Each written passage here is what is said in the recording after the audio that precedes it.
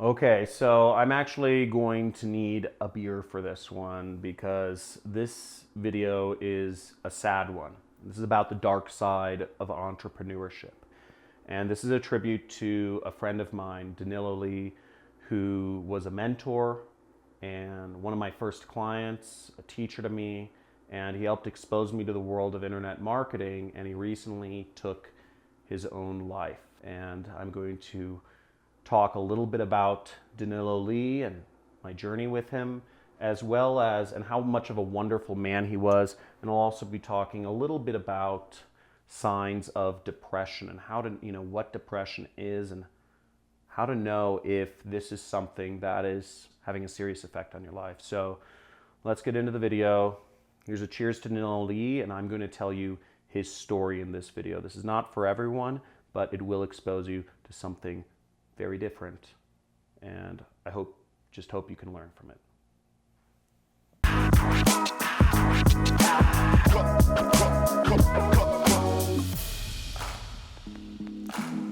So I first met Danilo Lee back in around 2011 or 2010 or 11, and this is when I was just getting started in internet marketing. I was in LA and I was going to a lot of these different seminars and what have you about, SEO and making money and online and real estate seminars and stock investing. I went to seminars for anything I could. Most of them were free and they gave you coffee and donuts. They're just people pitching you all the time. I would always go there to learn, right? I just wanted to see what I could learn. It was free and I got coffee and donuts, right? And through one of these, I met Danilo. I remember I was in an SEO seminar, and Danilo, he's this really larger than life personality, lights up every room. He's got a lot of energy, big Korean guy.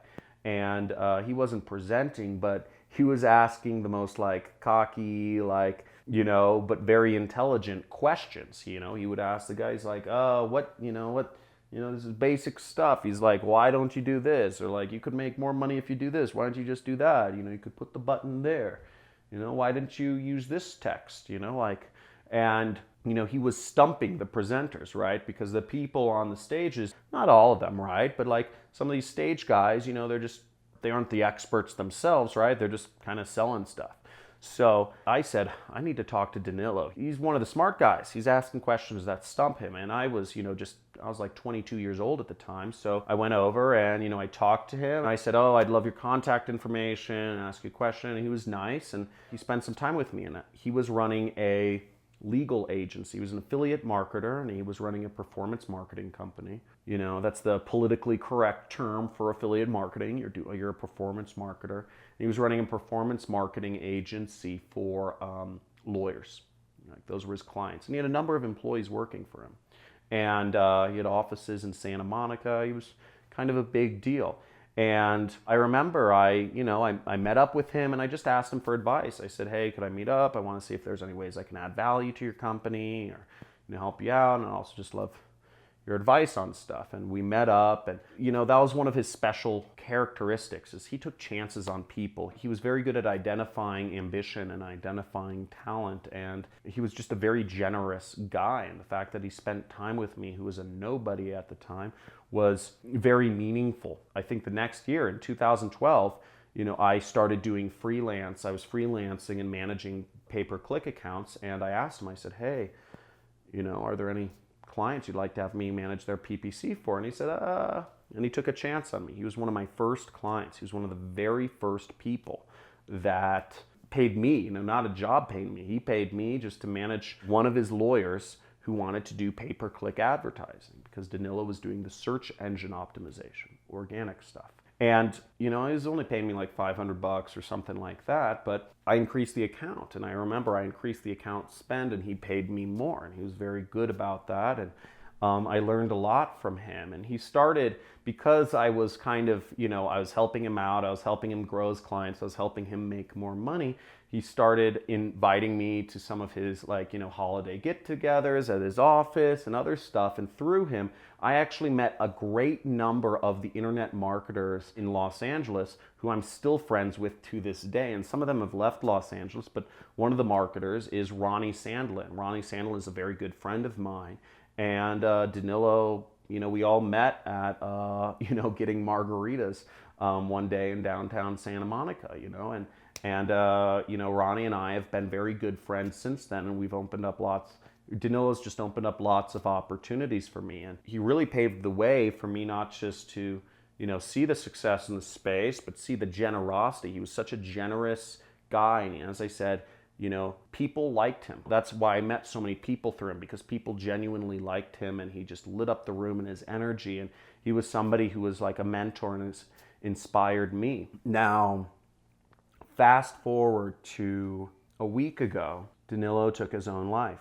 And I won't go into the details of how he took his own life or where or what the issues were, because that's not everybody here's business. But he took his life, and he was depressed and stressed. And it really all stems from depression.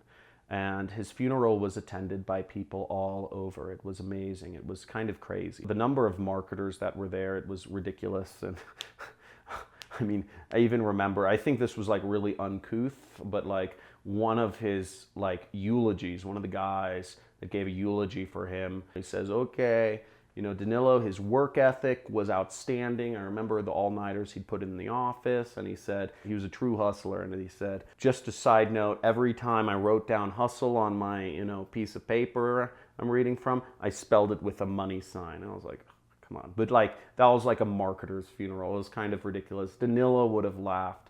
Danilo would have thought it was funny, but all of his Korean family, I don't think they got it. But the point being, he was a person that brought people together. He was a person that was really open with his knowledge, really helpful. He took chances on people with ambition. He had a good eye for finding people that would do work, just like me or Ronnie and what have you. So it was really kind of impactful because we're part of the same like tribe of Los Angeles marketers.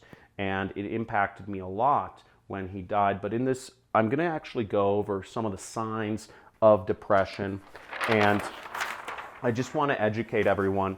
Now, one of the biggest, something to be aware of here is the main characteristic that is really kind of scary across people in the business opportunity space who are seeking to become entrepreneurs, who are trying to make money online, is depression. Not joking. I have done surveys of people who buy business opportunity programs or are trying to be entrepreneurs, whether it's real estate or stock investing or what have you, but especially the internet. Anybody trying to make money from the internet, start an e-commerce, an agency business, whatever it is, one of the major characteristics is depression. Many people trying to become internet entrepreneurs are depressed. Why? Right? And the reason is because, first off, being an entrepreneur by its nature is a very solitary journey. You don't have support groups. Your friends are, working jobs or they're broke, living at their parents. People don't understand you. You're taking risks that society doesn't approve of. The news tells you to work a job. Your parents tell you to work a job. Your friends and family, generally tell you to work a job. Everybody's telling you to work a job. Everything, education system tells you that. So you're going against the norms and you don't have that support group. Second off is you're working on the internet. So even if you have friends, or even if, let's say I'm one of those guys in your network and you're part of my money club, right? I'm not there. The physical presence of me is not there. You might be chatting with me on a live stream, but I'm not there. I'm not there to say, hey man, you haven't left your bedroom in a week. I'm not there. You don't have somebody over your shoulder to say, hey man, you look like shit. You gained 30 pounds since I last met you. What's going on? Is there something wrong? And all of these things that you would get from a normal friend who is in person, who sees you regularly. And the internet has changed a lot of this, and depression is surprisingly happening a lot. Now, depression, I'm going to go over a couple signs here. And the first sign I'm going to go over is overall feelings of hopelessness, okay? Prolonged feelings of hopelessness. If every day you feel hopeless, if you go outside and you just think, wow, none of this is for me, if little things set you off, if just everything is kind of tinged with a very negative, helpless or hopeless kind of thing, then you're probably depressed. Just the fact that you're actually a member of my audience makes you at higher risk for depression. It's kind of sad, but it's true. It's internet business. Now, the next thing is loss of interest in everyday activities. So if you just suddenly lose interest in, could be eating food, it could be having sex, it could be doing normal things, going to see friends. If you just have loss of interest in normal everyday activities, no, I don't want to see the concert. No, I don't want to go to the movies with you. No, I don't want to go to the music festival. You might be depressed. The third thing is appetite changes, okay? So if you have sudden changes in appetite, you just don't feel like eating, or you're way overeating and you're just like, wow, I just went through another pint of ice cream and Cheetos and all that stuff, that can be a sign of depression. You could just have lost interest in eating, or you could just be fulfilling your need for whatever with eating a lot of food. The next thing is sleep changes. And something to be aware of is this may not be happening to you, but this could be happening to your friends, right? So if you see these characteristics in your friends, it might be worth a little heart-to-heart. You just say, hey, how's everything going? No, how are you feeling about life or whatever, right? So, or just go deeper, go at the level deeper. Are you like feeling good? I've noticed some changes in you, man. You're never sleeping anymore. You're sleeping 12 hours a day. You're never going out. You've gained 30 pounds. Stuff like that. You know, it might be worth a heart-to-heart with a friend. And the last thing is constant anger or irritability, okay? Now, these are all signs of depression, and I'm just gonna end this video with a note that, you know, Danilo meant a lot to me, and it's really sad seeing this happen and question a lot of things. You know, it just made me like, you know, really think a lot, and it's really sad to see, you know, this is the first friend of mine that's been close to me who's died before their time. So it's been really sad. You know, I wish I reached out earlier. I wish I had these talks. And what I encourage you to do is, if you see this happening in somebody else, or if you see this happening in yourself, you know, talk to somebody.